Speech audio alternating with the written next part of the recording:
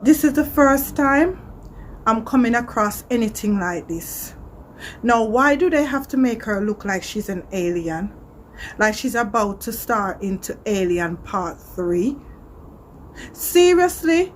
Do you need to put a stocking foot over her entire head and then fill it up of glue, cut all around it, cutting it, gluing it, bagging yourself, can hardly breathe, suffocating? Can you imagine if she was wearing a mask?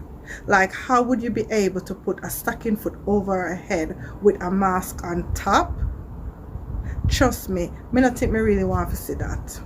Like, this seemed to be some new way of laying lace wigs, making sure that everything is cut to the T. Please don't come for me in the comment box, because maybe I don't know what I'm talking about.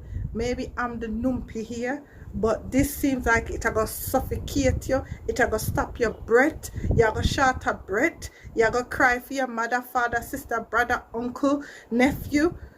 Why are you gonna go through all of that?